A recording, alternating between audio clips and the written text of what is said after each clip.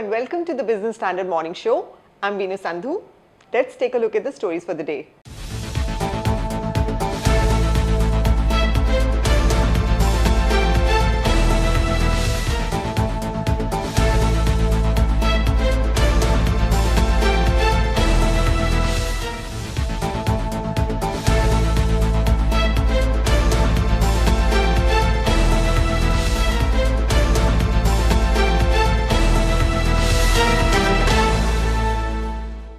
Jantar Mantar was again teaming with thousands of farmers. They reached Delhi on Monday from several states to protest against what they said were the unkept promises. A law on the minimum support price or MSP was one of them. Here's more on it.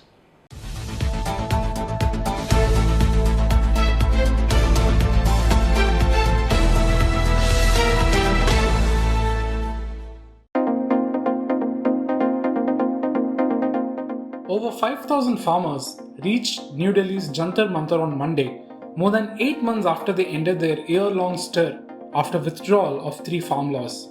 Wielding banners and flags and shouting slogans, the protesters broke through barricades to reach the Mahapanchayat site.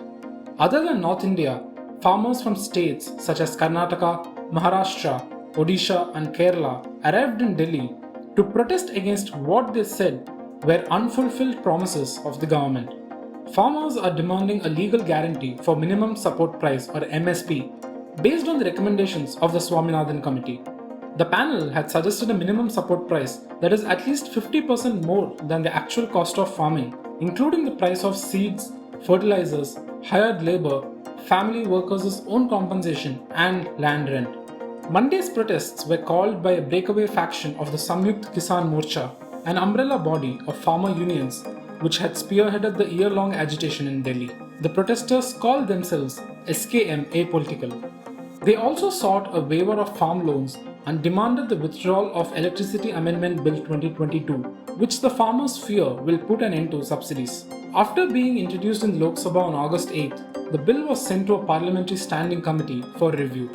Union Power Minister R.K. Singh has assured that the provisions of the bill do not affect farmers and that states can give any amount of subsidy, even free power, to any category of consumers. Apart from this, the protesting farmers demanded a hike in sugarcane MSP, scrapping of the Agnipath scheme, release of jailed farmers, and a speedy trial in the Lakhimpur Kheri case, in which 4 farmers were allegedly run over by Union Minister Ajay Mishra's son in October last year. Their main demand is that farmers should be at least given this understanding that minimum support price will become a legal right, which means the government will accord a legal sanctity to the minimum support price that it announces every year for 23 crops, which means no one in the country, whether it's a private trade, whether it is a government agency or whether it is a procurement agency or whatever, is able to buy below that benchmark price that the government has fixed. Farmers all over the country feel that this is the ultimate as far as income security for the farmers is concerned. Biggest problem that we see in this particular debate is an educated India not even aware as to what crisis the farmers are living with. Only if you look into today's newspapers or yesterday's or day before, you will find in Madhya Pradesh, garlic farmers are throwing their produce into the river or are burning their produce. Why? Because they are not able to sell for even 1 rupee a kilo. Sabka saath, sabka vikas kaise hoga? It can only happen if you provide that income support to the majority population that is in the country today, and that is agriculture. Somebody had flagged off 17 lakh crore rupees ka additional kharcha hoga, all bunkum. Studies by PAU shows that if at all the government has to procure it, the total expenditure would not be more than 1.5 lakh crore.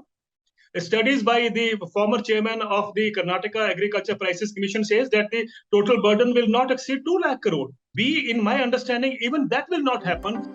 Even as farmers protested, the high-powered panel constituted by the government on MSP following the repeal of the farm laws created 4 subgroups to take up various issues in its first meeting on Monday. 3 of the committee's 26 membership slots were kept aside for Samyukt Kisan Morcha, which rejected this panel and decided not to nominate its representatives.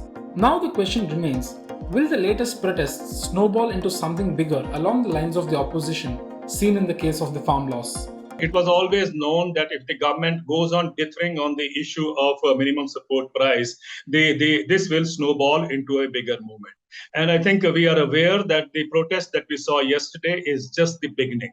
And there is a kind of a effort going on across the country where farmer leaders, what I see from news reports, they have been going, meeting people, and I think there is a build-up happening. People do realize now that they have been shortchanged all these years. I'm talking about farmers. In 2016, the economic survey tells us that the average income of farmers in 17 states of India, which roughly means half the country, their income is only 20,000 rupees a year.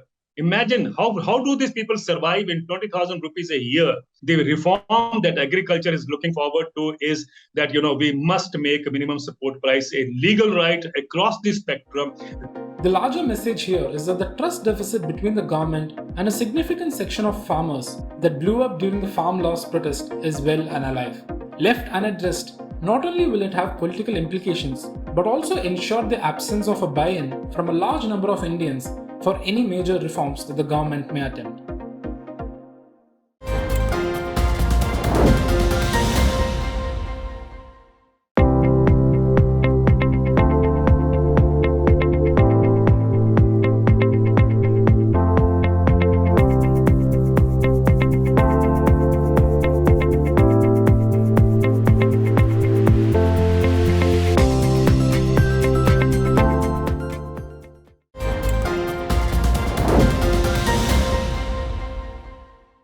Like at the protest sites, the national flag was also fluttering atop a massive vessel, India's first indigenous aircraft carrier, INS Vikrant. Docked at Kochi harbour, the ship is keen to weigh anchor and embark on its journey in the defence of the country. INS Vikrant will be commissioned into the Indian Navy later this month. In this segment, we ask if after 75 years of independence, are we anywhere close to becoming self-reliant in the defence sector?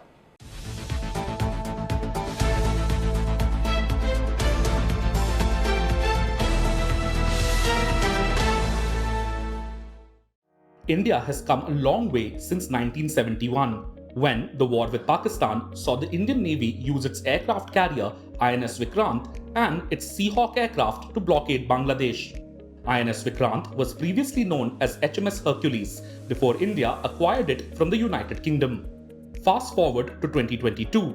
In July, India's first indigenous aircraft carrier, also christened Vikrant, was handed over to the Navy. It will be commissioned later this month. It is not just INS Vikrant. The country has been making strides towards self-reliance in other platforms too. For example, Hindustan Aeronautics Limited is aiming to secure a deal for its Tejas light combat aircraft in Malaysia. And in January, India signed a $375 million contract for the supply of BrahMos cruise missiles to the Philippines. This constituted India's largest ever weapons sale abroad. The government numbers also show an encouraging trend. As a proportion of total procurement, capital expenditure on imported defense equipment declined from 41.89% in FY20 to 35.28% in FY22. But a closer look reveals another story. It remains unclear how these import numbers were arrived at. Under the Defense Procurement Procedure 2016, the extent of indigenous content in procured equipment is calculated by excluding specific elements from its total cost at all stages of manufacturing, production, and assembly. These elements are the direct costs of all materials and products imported into India, along with the direct and indirect costs of all services obtained from foreign entities or citizens. All license fees, royalties, technical fees, and other fees or payments paid out of India and statutory levies in India like taxes, duties, and cesses also have to be excluded. But there is a question mark on whether or not this method has been adhered to in both letter and spirit. If I may also add, there is no empirical evidence to show that the previous contracts in which the vendors were required to achieve a certain level of indigenous content, these have gone off very well. But nevertheless, the Ministry of Defense has increased the average indigenous content requirement from 30% to presently about 50%. So while the level of indigenous content required is going up, there is no empirical evidence to establish that it's being achieved very effectively by the Indian vendors.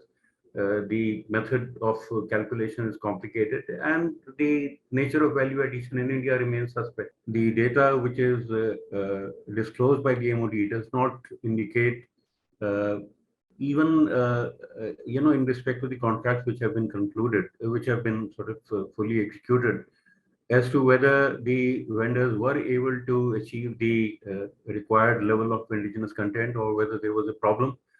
And secondly, if there was a problem, what was the problem, what action was taken, etc. So there is, to my mind, lack of transparency about the indigenous content. If you cannot measure it, you cannot manage it. But how you measure also matters, especially if the goal is increasing defense indigenization. And DPP 2016's monetary value calculation method might not be the most suitable one. The method itself is very complicated. But that apart, the problem with the method, as I see it, is that the focus is on the money value of value addition in India. And the focus is not on the nature of the value addition in India. At a conceptual level, I think the focus has to shift away from numbers to the nature of indigenization, which we want in the country. I mean, I would argue that if there is a weapon system or any other equipment where the critical technology accounts for just about, say, 20% of the total cost of the project. I would be happy if that critical technology is acquired by the Indian industry, even if money value wise, the indigenous content in that weapon system or equipment is not, say, 30%, 40%, or even more.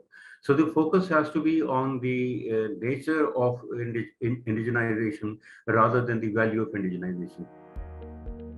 Becoming self-sufficient in critical core technologies remains the real challenge. At present, the Tejas is powered by an American engine, as will India's future stealth combat aircraft. Although India is exploring collaboration with foreign defense majors for co-producing engines for the latter. Meanwhile, the Navy's ships rely on power plants designed by foreign firms. And India is again hunting for a foreign conventional submarine design, despite the Make in India Scorpion initiative. The government might also have to set its sights higher. As of the 5th of August, 3 positive indigenization lists comprising 310 items have been released. These lists clearly spell out the timelines beyond which these items must be compulsorily procured from Indian companies. Though laudable, this indigenization initiative has its own limitations. Those lists have been made with a spectacular lack of ambition, because all of those items that are on those lists are items which the government and the DRDO and the various production agencies like HAL and Bharat Electronics have already almost gone the full distance in indigenizing. For the government to put them in the list of items that will no longer be imported is not correct, and it does not present a fair picture of the challenges that the government is setting out for itself. Shukla also argues that Make in India for defense products is handicapped by the absence of large orders. In the past, there have also been cases where products designed, developed, and manufactured in India failed to qualify for indigenous status because of the government's tendency to place such small orders that it was uneconomical to carry out import substitution for many components.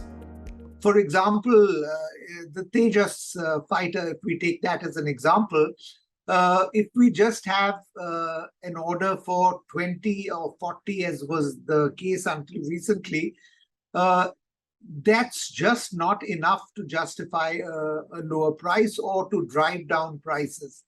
As soon as that order for 83 Tejas fighters was placed, we entered a slightly more sort of hopeful realm where the price could be brought down because of the larger numbers of productions. As retired Lieutenant General H.S. Panag has pointed out, successive Indian governments have failed to formalize and declare a formal national security strategy. Such a strategy would form the basis of all defense planning, capability development, and fund allocation. In its absence, the Atmanirbhar mission will remain delinked from India's long-term strategic needs. It remains to be seen if the current government will remedy this.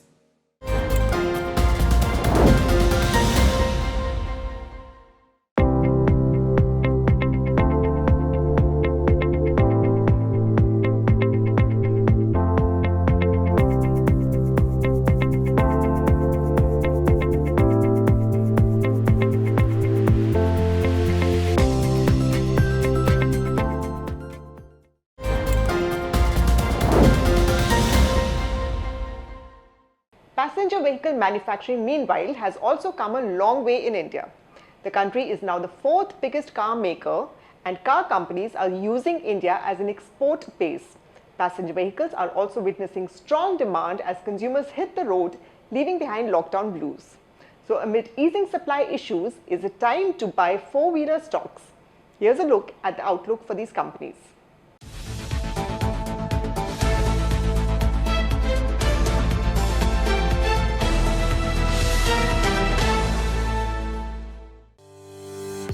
The automobile industry, especially four-wheelers, is expected to pick up momentum in the coming months as robust demand and easing supply worries lift their prospects. As per analysts, pent-up demand, new launches, and increased mobility are among the key factors driving growth. Our outlook on the four-wheeler sector, especially the passenger vehicle sector, remains quite strong, or I would say positive. First of all, the reason for this is the strong order book that has been built up because of the shortage of the semiconductor chips over the last 1 year. And looking at what companies like Maruti and M&M, also Tata Motors is like, they have been launching a strong portfolio of models, especially with strong technology and variants in different forms like CNG, etc. And we are expecting a complete revival in the supply issue by the festive season, and because of which the order book, which for Maruti, like particularly for Maruti, which is close to about 3 lakh units on the retail side. Also for Mahindra and Mahindra, it's about 1 lakh 80 for its two new launched vehicles, which were recently launched. So I think that this gives a clear outlook to us that going forward, that is in the second half of FY23 as well as in FY24, we can expect a strong performance from the cars and the SUV segment. Patil estimates a 15% year-on-year growth for passenger vehicles in the current fiscal, which could cool down to 12 to 13% in FY24 on a high base. Besides, analysts also expect a decent improvement in consolidated profit margins for passenger vehicle makers in FY23 due to the declining prices of key raw materials such as aluminium and steel. Those at JM Financial, for instance, say, owing to a 10% correction in steel prices recently, we expect gross margin to be favorably impacted in Q3 FY23. Our analysis suggests that a 5% correction in the raw material basket will benefit the EPS by 2 to 15% for auto and auto ancillary companies. This year, we expect the volume growth will be supported by festive season, normal monsoon, and faster adoption of EVs. Furthermore, production levels have largely normalized as a result of the reduction in semiconductor shortage and fall in metal and fuel price. For the last 2 months, aluminum and steel price have corrected 12% and 9% comparing to its preceding quarter. However, inflation and borrowing cost movements are watchful for near term.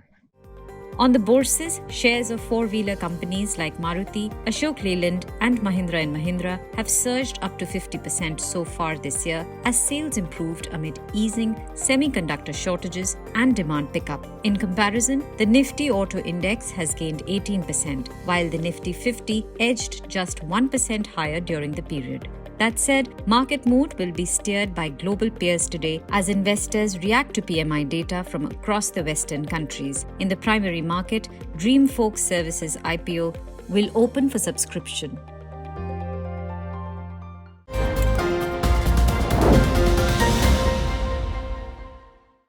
Meanwhile, commercial vehicles that transport goods worth more than Rs 50,000 within a state or between states need to carry a document called the e-way bill. Now, what is this bill and what purpose does it serve? Let's find out.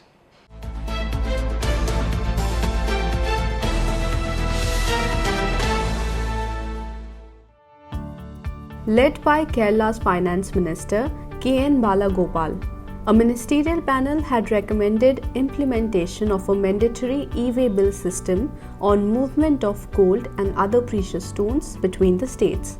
The aim was to curb tax evasion. The GST Council meeting, which was held during June as the tax regime marked 5 years of implementation, accepted the suggestions. The e-way bill or electronic way bill is an electronic receipt or a document generated on the GST portal when there is movement of goods from one place to another. The e-way bill acts as a permit for intra-state and interstate movement of goods valued more than 50,000 rupees. 7.7 crore e-way bills were generated in March 2022 and 7.4 crore e-way bills were issued in April 2022, according to the latest available data. The e-way bill includes the information about details of goods, the consignor, recipient, and the transporter. It should be generated before the movement of goods by the consignor or consignee if goods are transported in their own or hired conveyance by road, railways, or air, and it is the responsibility of the transporter to generate the e-way bill.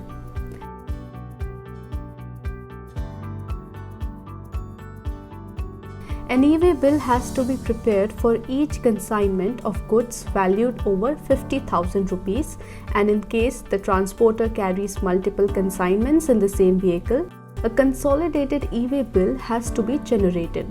The validity of e-way bills depends on the distance to be travelled by the goods. The e-way bill mechanism ensures that goods being transported are tracked under the GST law and helps in checking tax evasion. If any consignment of goods is found without the e-way bill, then the tax authorities may fine the GST registered person a penalty of 10,000 rupees or tax sought to be evaded, whichever is greater.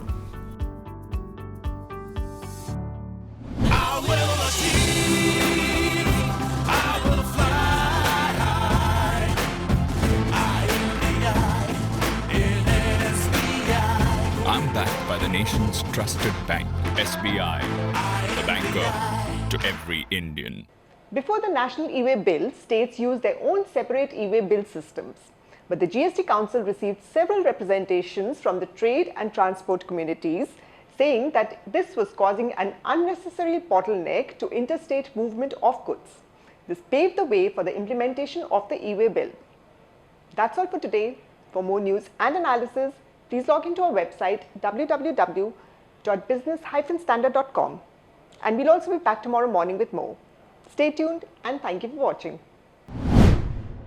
If you like this video, share it and subscribe to Business Standard. For more news, views and insights, log on to www.business-standard.com. Do also follow us on YouTube, Twitter, Facebook, Instagram, Telegram and LinkedIn.